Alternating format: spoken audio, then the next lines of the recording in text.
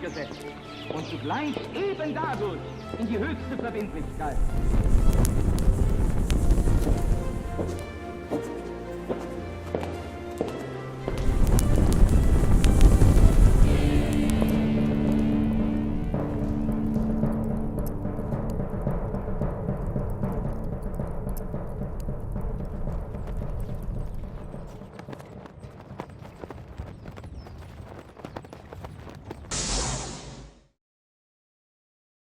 Sean todos ustedes muy bienvenidos a una nueva emisión de La Brújula por la pantalla de Conclusión TV, a la que estamos infinitamente agradecidos por el espacio que nos da.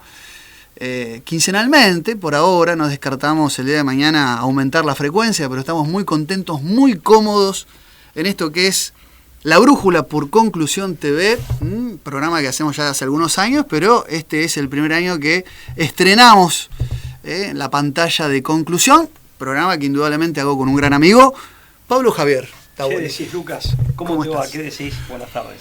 Bueno, me alegro, Pablo, de estar nuevamente en estos reencuentros, estas conversaciones que tranquilamente podrían ser café por medio, y que decidimos que empezó así, ¿no? Empezó siendo una charla de café a la que se le añadieron después las cámaras, los micrófonos.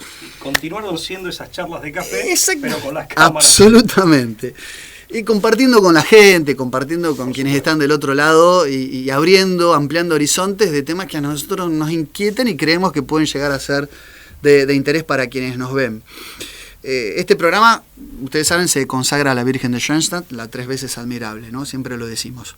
Y hoy con un tema que circunda la periferia de algo que ha sido nuestro métier cuando escribimos allá por el año 2016, que presentamos acá en Rosario, el libro La Guerra Invisible, Acción Psicológica y Revolución Cultural, que es un poco, antes que nos pregunten, es un compendio, ¿no?, de ensayos, de escritos, de opúsculos, de apostillas que teníamos y se convirtieron en un libro un tanto voluminoso, pero que ya estaríamos pronto a necesitar una actualización o una ampliación de contenidos. Pero tratamos de cubrir lo básico y antes que nos pregunten, quería decir esto, simplemente estamos en proceso de reedición, estamos viendo cómo, porque nos preguntan por ese libro que está agotado. Así que bueno, vos, Pablo, bien. Bien, gracias a Dios, muy bien. Contento con las idas y vueltas, digamos, de la gente, con, digamos, la repercusión, las devoluciones de la gente, sí, ¿no? En general. Por supuesto, y siempre agradeciéndolas porque son enriquecedoras, totalmente de acuerdo. Sí, muy contento con eso. Aparte vemos que, bueno, el programa tiene también tiene gente nueva, lo cual es, motivo de... Auspicioso. Sí, totalmente, es motivo de alegría, y también está, lo cual es otro motivo de alegría, la gente que viene de años, que nos viene siguiendo. Habíamos empezado con este proyecto en el año 2014, si no me recuerdo. O sea que hace un tiempo, ¿no? Con alguna interrupción en el medio, pero bueno, cuando lleguemos a la década de La Brújula hacemos hacer una fiesta. Una fiesta. Programa especial, al aire libre. Muy importante. Bien. Hoy queríamos compartir con ustedes un tema que ha sido resultante de cavilaciones, de charlas, de intercambios, que tiene que ver con un libro que lamentablemente no está traducido al español, de un psiquiatra y psicoanalista, Just Merleau, Abraham Just Maurits Merleau, nacido en 1903, fallecido en 1976, nacido en La Haya, Países Bajos. Una persona que tiene una trayectoria importante, o sea, podemos decir que tiene un currículum bastante abultado. En 1927 se gradúa como psicoanalista, ¿no? Se doctora en 1932, se gradúa en la Universidad de Leiden, se doctora en la Universidad de Utrecht. Después, en 1942, en circunstancias de la Segunda Guerra Mundial, se ve obligado a exiliarse a Bélgica. Todos sabemos, digamos, toda esta situación, estos países, Holanda, Bélgica, mientras estaba haciendo un poco la reseña bibliográfica, me acordaba de Alberto Buela, que decía que Bélgica, hace poco estuvimos almorzando con Alberto Vuela, estuvo en Rosario, que Bélgica es un invento de los ingleses para debilitar a Francia, ¿no? Exageraba, Una ¿no? suerte de estado tapón. Exactamente. Holanda lo propio para debilitar a Alemania, y Portugal dice es un invento de los ingleses para debilitar a España, ¿no? Es exagerado, pero no tiene su cuota de verdad, ¿no? Bueno, es una metodología que se ha implementado, bueno, algunos dicen respecto de Kuwait, en realidad con Kuwait respecto de Irak, Uruguay, pero bueno, son tesis, digamos. Bueno, esto va a ser hasta finalizada la guerra, su exilio, donde va a migrar para 1950 a Estados Unidos. Después de la guerra, en 1946, él se exilia a Estados Unidos y adquiere la ciudadanía estadounidense en 1950. Ahí se desempeña como profesor en la Universidad de Columbia y después también da clases en el Centro de Estudios Psicoanalíticos de la Universidad de Nueva York. Es un currículum interesante. Sí, Just Merleau. Un recorrido interesante. Y podemos decir que se lo conoce principalmente por una obra publicada, esta que queremos hoy un poco presentar, una obra publicada en 1956 que se llama Rape of the Mind, violación de la mente. Sí, así es. Donde enarbola una tesis, a mí me parece un tanto interesante, donde establece cómo una élite, un grupo de poder minoritario, a esto me refiero como élite, puede llevar adelante una estrategia de dominación sobre grandes masas, a la que él llama esta estrategia menticidio, ¿no? Un asesinato de la mente. Asesinato de la mente. Y en cuanto al título del libro, que aquí sí cabe una pequeña aclaración, pensemos o tengamos presente que en inglés rape concretamente es violación, pero violación en el sentido del crimen sexual. Claro, ¿no? exactamente. O sea, en su sentido más sí, fuerte. No es violentar una norma. Claro, efectivamente. Es violación en el sentido del crimen, del delito sexual. Exactamente. O sea, tiene un sentido muy fuerte, muy choqueante. Es un título fuerte, exactamente. Rape of the Mind. Es interesante esto del menticidio como metodología, porque él lo hace analizando un poco las consecuencias de la guerra de Corea. Todos sabemos que entre 1950 y 1953, una de las consecuencias a corto plazo de lo que es el inicio de la Guerra Fría es la guerra entre Corea del Norte y Corea del Sur, una guerra de las más sangrientas que hubo, por lo menos así la historia oficial lo dice, una de las guerras más sangrientas de la historia. Una guerra que tiene, entre otras cosas, un saldo de 3 millones de civiles muertos, el 15% de la población del norte de Corea fallece, ¿no? De manera muy, muy sangrienta, muy despiadada. Fue una guerra muy cruel, una de las más fuertes, pese a que no es una de las guerras más largas, comparándola con la de Vietnam, por ejemplo, pero una guerra dentro de lo que es el siglo XX muy, muy feroz, ¿no? La guerra de Corea, y de la que se habla poco. Él, mirando y analizando esos acontecimientos, escribe este libro y explica la estrategia del menticidio, ¿no? Explicamos un poquito, si te parece, Pablo, vale, en qué consiste el menticidio. Lo que dice Prima Facie es que el hombre moderno, hace un diagnóstico antropológico, el hombre moderno se guía menos por el propio juicio y la propia valoración de las cosas, y sí más bien por un sistema de normas. Es decir, los refugios del hombre moderno en lo que es la opinión pública, habituado, digamos, a la opinión pública, lo hace refugiarse mucho en la opinión de los demás. En este punto concreto, y más principalmente, hay 3 condiciones necesarias para poder llevar adelante una estrategia menticida, si se quiere. Es un cierto grado de ignorancia, un desarraigo de la historicidad del individuo, una falta de carácter histórico, y en tercer lugar está la ausencia de valores. O sea, tiene una sociedad, tiene que ser, cuando decimos ausencia de valores en el sentido, por ejemplo, de Augusto del Noche, en Agonía de la Sociedad Opulenta, habla de sociedad anaxiológica, de anaxiología. ¿Y qué es falta de valores en el sentido de del Noche, de anaxiología? De falta de valores perennes, de valores que sean inamovibles. ¿Por qué? A ver. O sea, un valor relativo no es un valor desde el punto de vista del Noche. Bueno, en Merleau es parecido. Funcionalidad de tal. En ese sentido, claro, Merleau, él tiene, digamos, de pronto no tiene un enfoque, un encuadre metafísico de su pensamiento, pero sí advierte con claridad lo que bien decís vos, o sea, cuando el valor es perenne, o por lo menos es reputado, es tenido como tal, funciona como auténtico referente. La pérdida de esa brújula moral, nunca mejor expresada y nunca mejor implementada la expresión, la pérdida de esa brújula moral hace a la confusión del hombre de nuestra época, en el sentido de no tener referencias ciertas que, bueno, como la propia palabra lo indica, que le brinden certidumbre, y vos hablaste de un refugio seguro. Yo eso lo asocio también en parte con dos fenómenos que van de la mano y que son concomitantes, ¿no?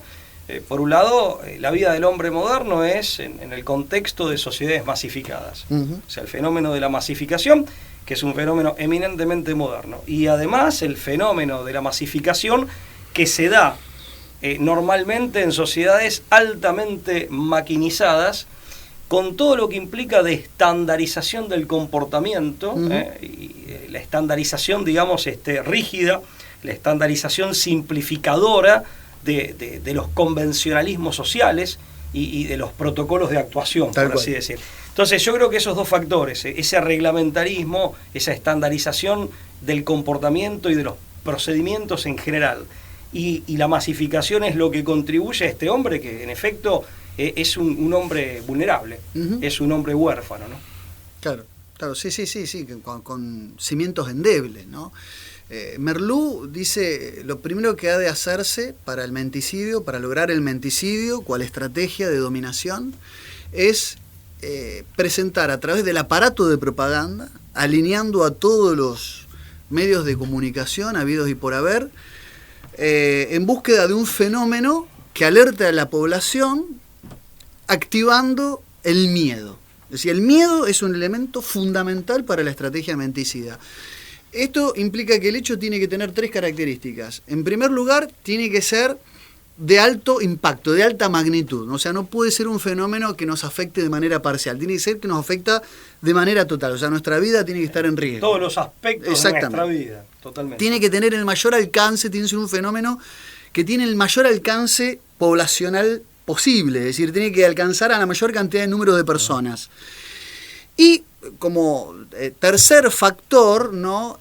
Tiene que darse a conocer de manera simultánea, o sea, no por ciertos sectores de manera escalonada, gradual, paulatina. Perdería tiene que ser el efecto sorpresa. Exactamente, tiene que ser intempestivo, digamos, el fenómeno.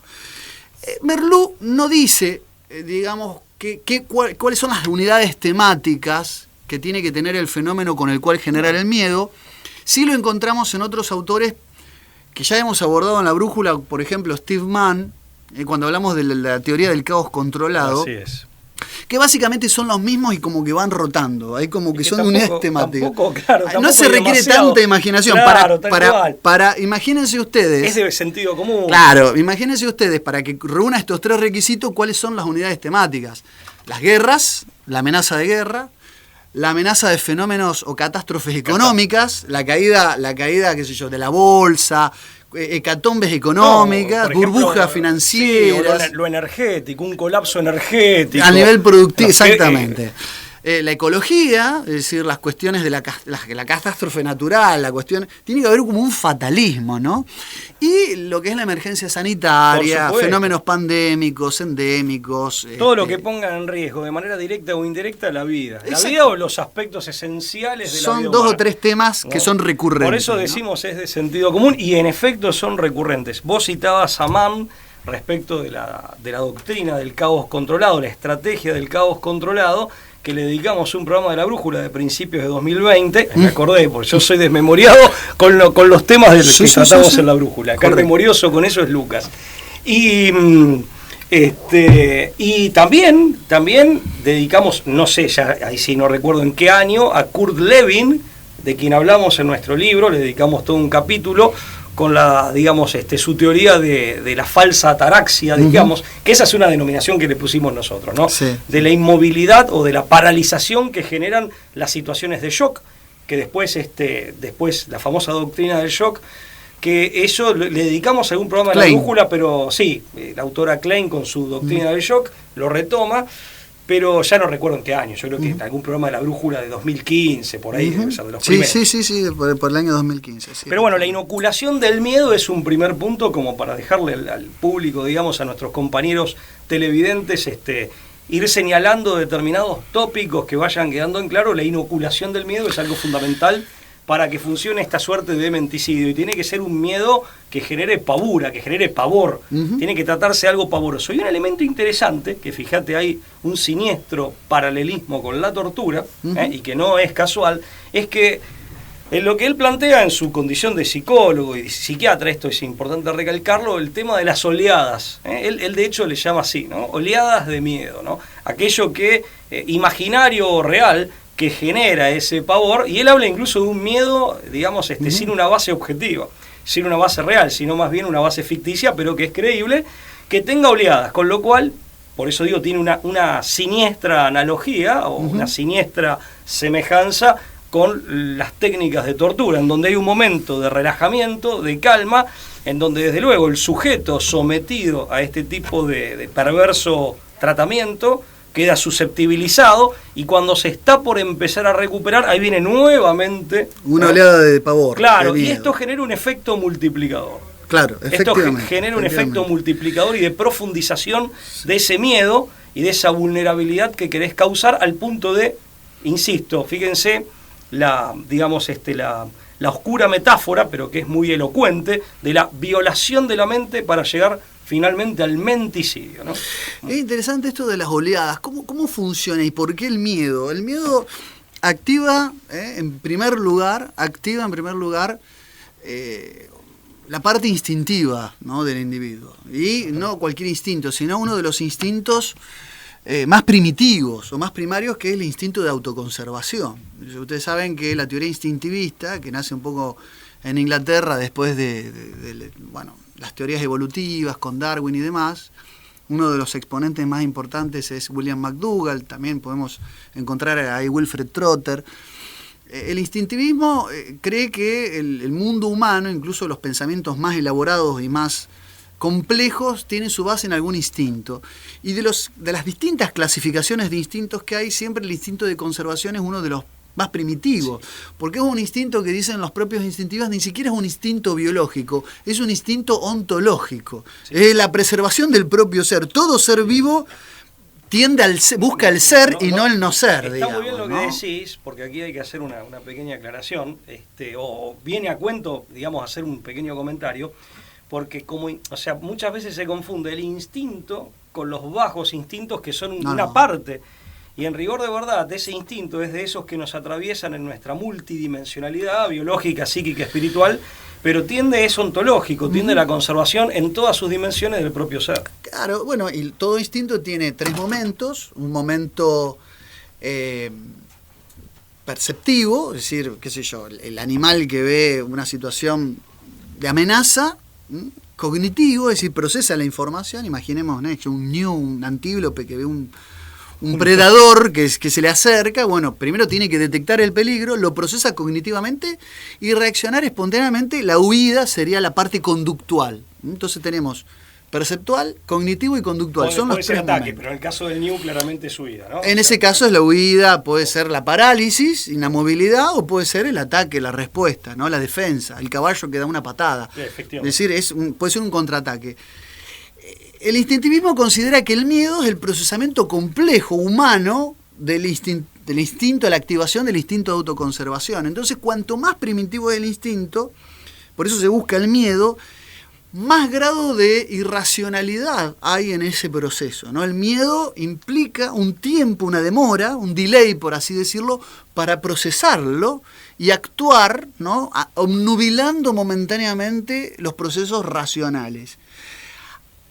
Entonces, fíjate esto de las oleadas, el ataque a través del miedo, del fenómeno que amenaza a la autoconservación, tiene que ser de carácter monolítico, es decir, todos los medios tienen que estar alineados y tener un mensaje unívoco, inamovible, sin vacilaciones, para que sea certero el ataque.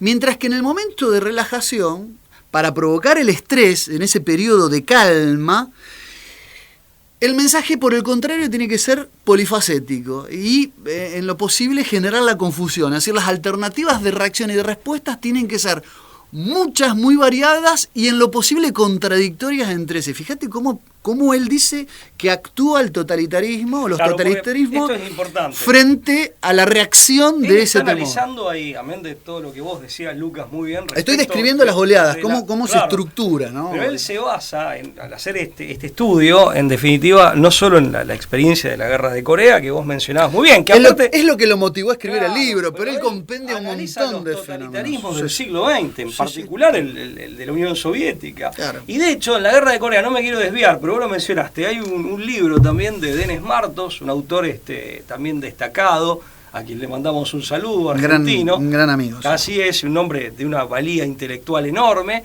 Tiene un libro que se llama Lavado del Cerebro, en donde él habla justamente en la guerra de Corea. Lo que llamó la atención las Fuerzas Armadas estadounidenses eran los tipos que eran prisioneros de guerra, que eran reconvertidos, que de pronto comenzaban, cuando daban conferencias de prensa, todavía como prisioneros de guerra, y después cuando volvían, en contra de los intereses de su propio país, en este caso de Estados Unidos, ¿no? En ese sentido, ahí se comienza a investigar estas técnicas a las que habían sido sometidos y que también son investigadas y adoptadas. De hecho, muchos dicen que el proyecto MK-Ultra de la CIA, digamos, que tiene su principal desarrollo en los años 60, pero en definitiva hunde sus raíces o tiene su primera motivación en esta experiencia con los soldados estadounidenses en la guerra de Corea, que habían sido prisioneros de guerra. Pero bueno, me desvío un poco. No, aprovecho para decir que también tenemos el programa dedicado al libro de Keith O'Brien, Transformation of America, sobre el MK-Ultra, si a alguno les interesa también verlo.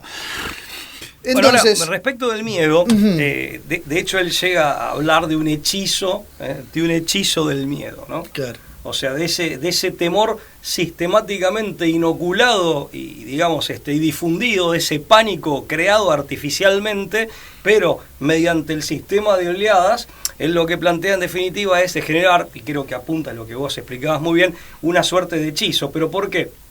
Porque en definitiva el miedo no deja de ser, metafóricamente hablando, pero que es una metáfora apropiada, no deja de ser una toxina. Claro. Es una toxina mental y espiritual el miedo. O sea, de hecho, a mí siempre recuerdo esa frase que es una suerte de sentencia, ¿no? Hasta parece una orden, tal vez lo sea, de Jesucristo en el Evangelio: no tengan miedo. O sea, el miedo realmente es algo que deteriora al hombre, y sobre lo cual, y esto es interesante, todo lo que entre muchos otros dice Platón en la República, cuando habla justamente de lo que nosotros denominaríamos, ¿no? Cuando él habla de la paideia y de la formación, sobre todo de los guerreros, el control del miedo, porque el miedo realmente es algo que corrompe, incluso confunde a la inteligencia, nubla la razón. Tal cual. Tenemos entonces, Pablo, el momento del miedo infundado sobre un fenómeno, de esta triple caracterización que hemos dicho, donde el mensaje es unidireccional, monolítico, sólido, por así decirlo, y después los momentos de relajación donde se busca la dispersión, el mensaje contradictorio, la confusión generalizada, para que ni bien se pueda recuperar, porque hay un estado de cuasi estrés postraumático, claro, a nivel general, y sin esperar, dice, que la mentira generalizada se instale, se termine de buscar respuestas racionales a esa situación.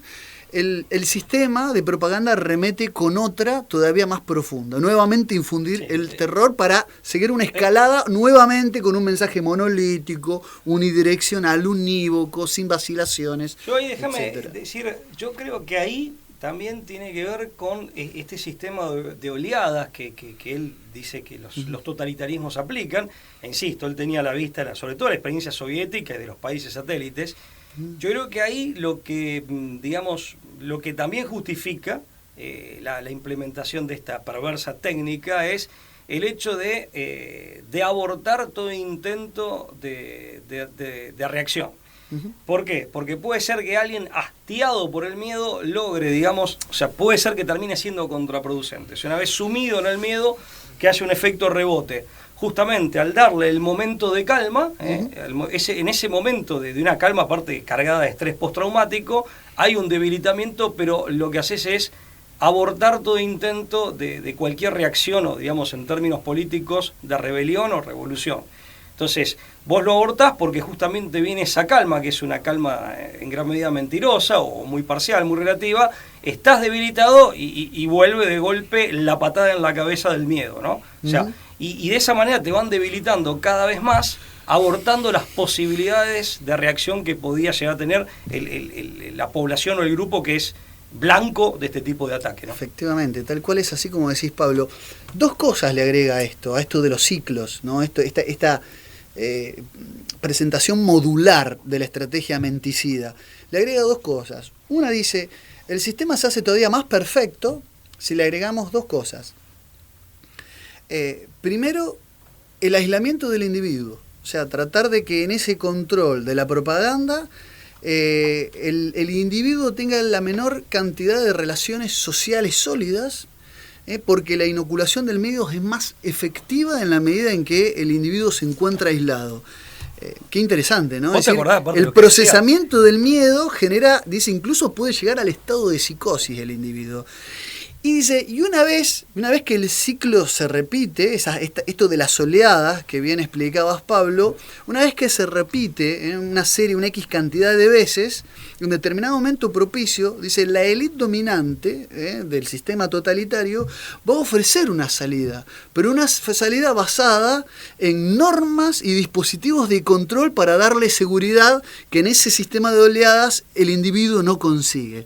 Es decir, esa falta de seguridad que este sistema de electrochoques, ¿no?, informativos se generan para alcanzar el menticidio, nuevamente o en determinado momento van a estar en un estado de descanso o de salida, es decir, una luz al final del túnel, sometiéndose voluntariamente el individuo a un sistema de normas que en el fondo implican un mayor control por parte de los miembros de la élite dominante, de los digamos de la élite totalitaria. Eso tiene una firma, ¿no?, que está increíble, en la base, ¿no?, o en la raíz de todo totalitarismo moderno, y eso tiene una firma que es el absolutismo jovesiano.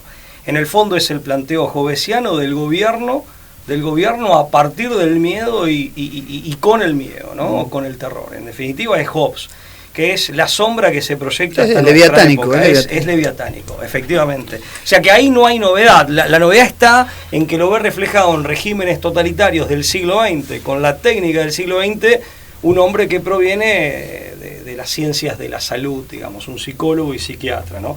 Pero en definitiva eso tiene la firma claramente leviatánica. Una cosa respecto del confinamiento que vos decías, esto en realidad vos decías aludiendo a lo que dice Merleau sobre la base de lo que él veía en la experiencia de los regímenes totalitarios. Justamente eso genera, digamos, una situación o un modo de vida antinatural en el hombre que enerva las relaciones. Estas son palabras mías que apunté mientras pensaba qué había que destacar del pensamiento de Merleau, ¿no? Y este enervamiento digamos, del marco o de la red de relaciones que dan contenido y contención a nuestra vida, genera, entre otras cosas, primero, un contexto propicio para mantenerte en una mentira. Porque justamente esta dificultad para intercambiar con otro y comunicarte con otro torna mucho más efectiva una mentira y mucho más difícil de desenmascararla.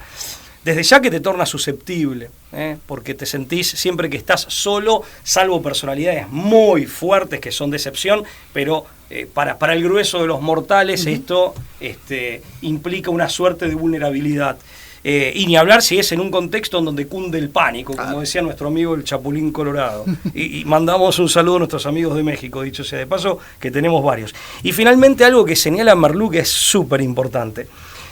Claro, en esa situación de confinamiento, de separación, de aislamiento, los liderazgos positivos pierden efectividad. Claro. Que el liderazgo positivo es la del tipo que descubre la mentira, logra sobreponerse. La oveja negra. Claro, logra sobreponerse al miedo y a su modo se revela.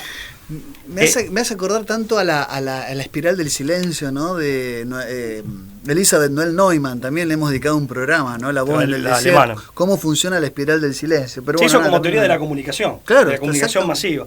Sí, fíjate que son lecturas que son convergentes, y eso creo que también es una prueba de aval científico, ¿no? Porque, como decíamos, sea filosofía política, un psiquiatra y al mismo tiempo psicólogo, una especialista en medios de comunicación y en el fenómeno de la comunicación, van, en definitiva, coincidiendo, entrando o llegando al mismo punto desde diferentes lugares. Y un tema importante es que también lo trata Merleau, y fíjate vos, esto ha pasado en los regímenes totalitarios, se ve muy bien en la película V de Venganza, de los hermanos Wachowski. Efectivamente, el hecho de que el espacio público que antes era tuyo, ya no tenés familiaridad con él, claro. Ya te es ajeno. La calle, que esto en términos más de los argentinos, más nuestros, es, uno dice, la calle es del pueblo.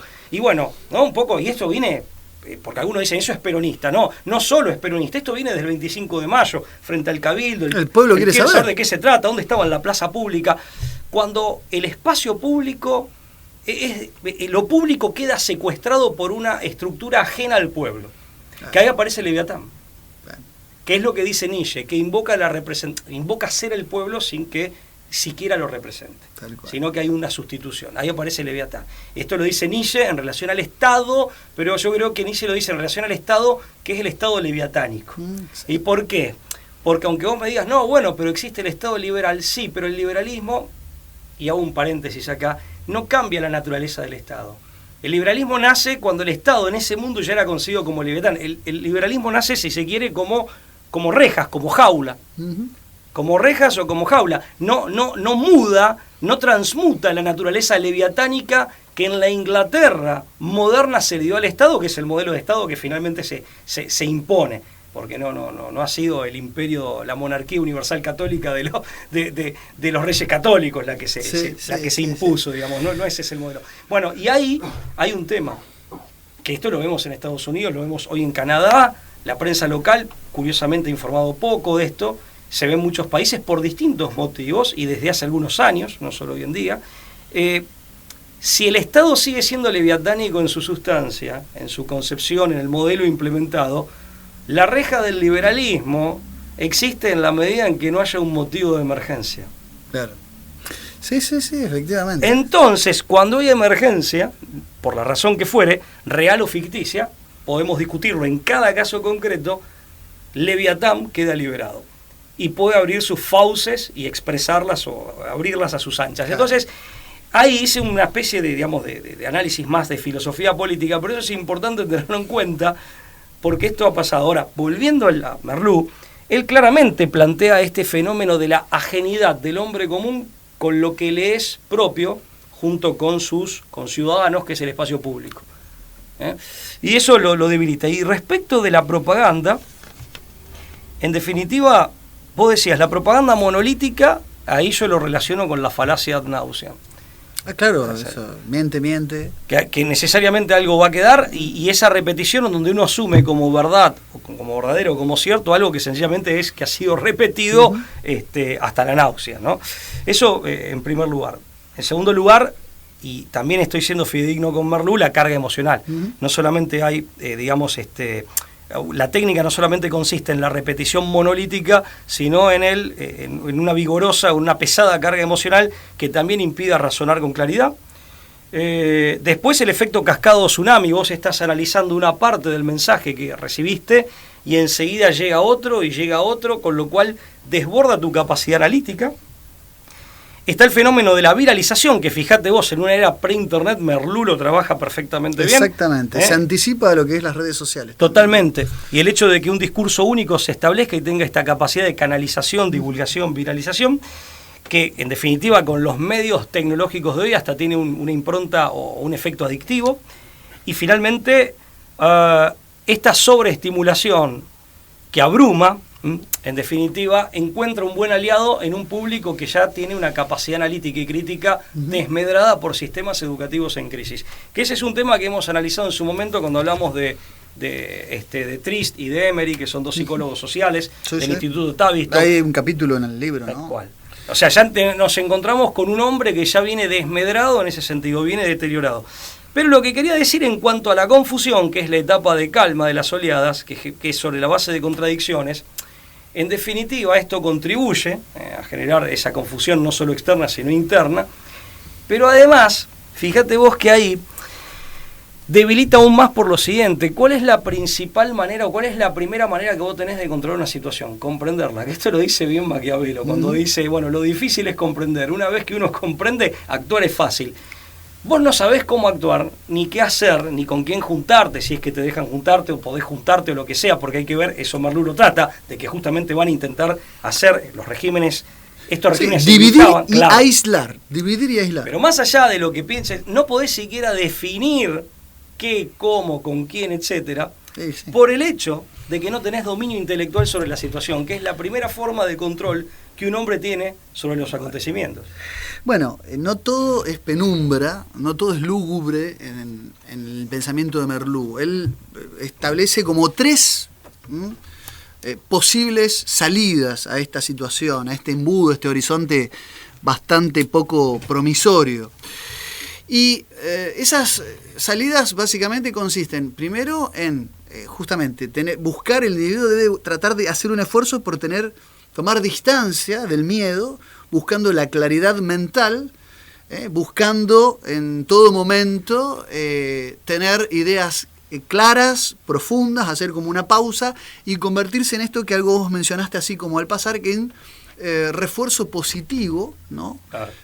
Respecto del otro. Porque estas técnicas así de oleadas, dice, son las mismas que descubre un poco Pavlov para domesticar animales. Es decir, el sujeto se ve ensombrecido en sus capacidades intelecto-cognitivas y dice, esta técnica de las oleadas, dice, son exactamente las mismas de aislar a cualquier mamífero con la inteligencia suficiente para ser amaestrada, dice, son las mismas técnicas que se utilizan, pero exactamente, literalmente, las mismas técnicas para domesticar a un animal salvaje. Bueno, pero ahí también, por eso, es importante que él focaliza su estudio en los regímenes totalitarios del siglo XX.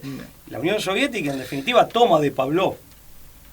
Iván Pavlov. Claro, de su estrategia de dominio, si bien él es anterior, es un poco anterior, y no termina bien con el régimen bolchevique, pero en definitiva las teorías de Pavlov fueron implementadas políticamente. Tienen impacto, sí, claro. tal cual. Bueno, entonces, primero, claridad de pensamiento y convertirse en referencias positivas para los demás. Ese es un camino, dice, necesario y fundamental. El segundo, tratar de las verdades que van en contra del discurso oficial, promoverlas y defenderlas por todos los medios posibles a una costa de caer en la censura. Es decir, la censura va a ser propia del discurso monolítico, unidireccionado, etcétera, etcétera. Pero dice, la verdad, dice Merleau, siempre termina imponiéndose. Tiene vida propia. Lo que hay es que alimentarla. Es como una planta, hay que regarla. Pero la verdad se abre camino. Lo que hay es que empujarla para que ella sola empiece a contrarrestar las mentiras del régimen totalitario. Y en tercer lugar, habla de algo así como de el establecimiento de estructuras alternas, paralelas, estructuras, una segunda cultura. Es una segunda cultura, es como si fueran comunidades, suena muy fuerte la palabra apartheid, pero es como que, digamos, los seres tienen que tratar de buscar nuevas formas de vida comunitaria y códigos comunitarios por fuera de los impuestos por la normatización de la vida que hace el régimen totalitario. Que hay en esta época, así como estas técnicas, estas tácticas que hacen una estrategia de dominación. Es decir, con eso hay salida. De psicopolítica, claro. Así como esa estrategia de dominación de psicopolítica se ve beneficiada por los medios tecnológicos, los instrumentos tecnológicos de hoy, también la creación de estas estructuras paralelas que son ámbitos, en definitiva, ámbitos alternativos, también se puede ver beneficiada por estos instrumentos. Y acá es interesante porque ámbitos sean sociales, que discurran en el espacio público, sean virtuales, sean institucionales, sean dentro de instituciones preexistentes, quiero decir, sea creando nueva institucionalidad, todo esto se puede multiplicar, no digo que al infinito, pero sí se puede multiplicar en una gigantesca medida.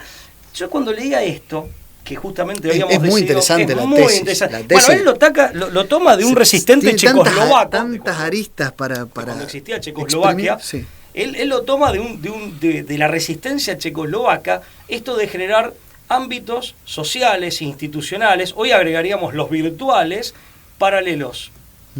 paralelos en donde haya un nuevo tipo de comunidad, por eso, y que son inclusivos, porque la idea es sumar gente y que vengan todos aquellos que quieran venir. Y que empiecen a vivir de acuerdo con otras reglas. Es otra normatividad, va generando una institucionalidad paralela. A eso no se solo refiere una cultura con las paralela. estructuras... Claro. Y va a ser horadando el régimen totalitario. Ahora, ¿sabés? No sin riesgo, eso sí. ¿Sabés de qué me acordaba en Argentina sin que hubiera totalitarismo y demás, pero en cuanto a estructura paralela, y quitando esto que no estaba, pero lo del totalitarismo? A ver, fíjate vos, cuando los clubes del trueque, en la crisis financiera y finalmente económica y política... Muy buen ejemplo. Claro, pero los clubes del trueque, ¿cuándo se desactivan? Paradójicamente, cuando dejan de ser de trueque y empiezan a generar un vale que funcionaba como moneda propia. Sí. Que ahí se desactiva, es cierto, después la moneda soberana, no sea cosa que tenga moneda pero soberana. Es cierto que los clubes del trueque en un momento dado permitieron que mucha gente subsistiera en esa época terrible de nuestro país. Quienes no son argentinos sabrán, en el 2001 la Argentina experimentó una crisis financiera que se trasladó inmediatamente a lo económico y a lo político, y mucha gente realmente, había gente que ya venía pasándola mal, esa gente la pasó peor, y mucha gente comenzó a pasarla mal, y mal en serio. Mucha gente se estaba muriendo de hambre. Entonces, espontáneamente la gente se organizó en clubes del trueque. Entonces es como si iba yo y decía, ¿vos qué haces? Mira, yo sé escribir una redacción, por decir algo. Bueno, mi hijo lo necesita para la escuela. ¿Usted qué necesita? Necesito pan. Bueno, justo yo hago pan. Un pan por la redacción. La gente empezó a trocar y se empezó a organizar. Que Pablo, lo que decís es muy sustancioso. Esto adquirió envergadura nacional. Tal cual. Bueno, en Bergel, en el Tirol, Austria, se generó un milagro económico aplicando las teorías de un argentino, un argentino alemán, Silvio Gesell. Y con la teoría de la moneda. El papá del fundador de Villa Gesell. De Villa Gesell, un saludo a la de nuestra ciudad costera, Villa Gesell. Bueno, Silvio Gesell, o Gesell, que sería la forma correcta de pronunciarlo, estableció lo que era el orden económico natural y la teoría de la moneda oxidable. Para seguir con el ejemplo, tenía mucho esto de trueque, porque era una moneda que era como un vale, que en la medida en que no lo utilizabas, perdía valor. Entonces te obligaba a invertirla, ya sea en producción o intercambiarla por productos. Entonces, pero aparte era unidad de valor, medida de valor y unidad para medio de intercambio, o sea, cumplía la función de la moneda. Exactamente, y evitaba la usura, ¿no? El prestamismo. Claro, que la moneda se convierta en una mercancía. Exactamente, aparezca la finanza aplaste la economía. Pero igual acá yo no sé cómo lo iban a implementar, pero cuando estaban, es cierto, insisto, la economía argentina después se reacomodó, políticamente se estabilizó.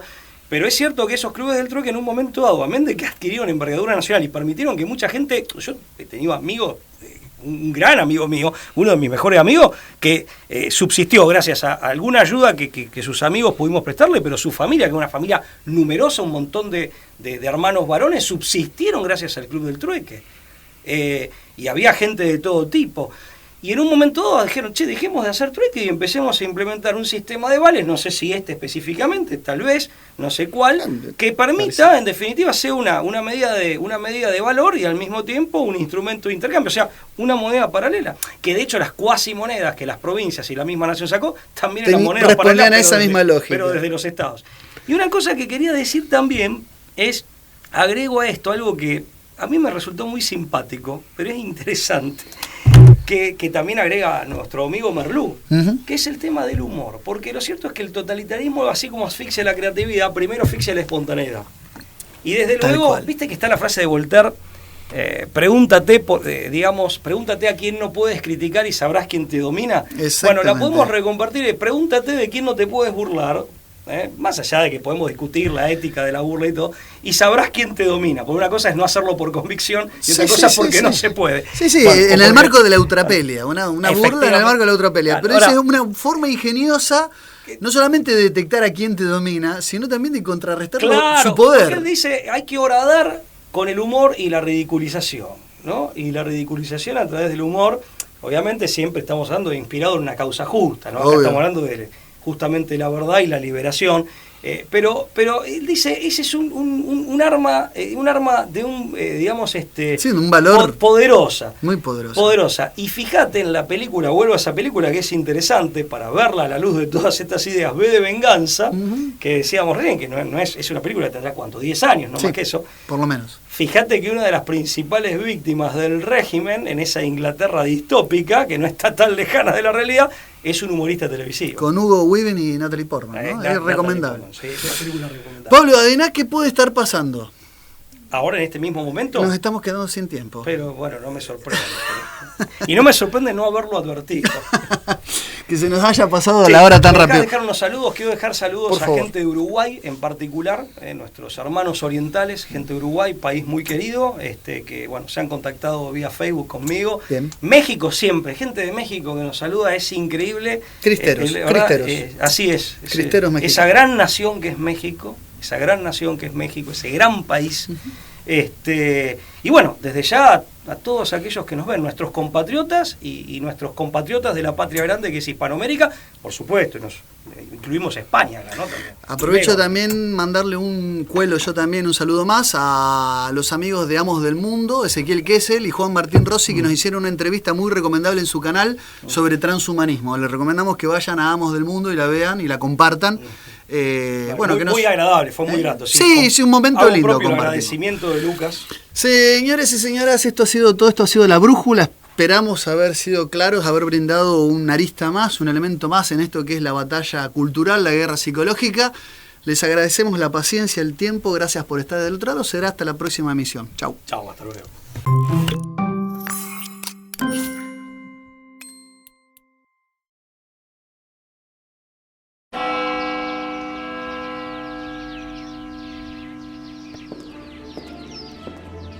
Freiheit gesetzt und zugleich eben dadurch in die höchste Verbindlichkeit.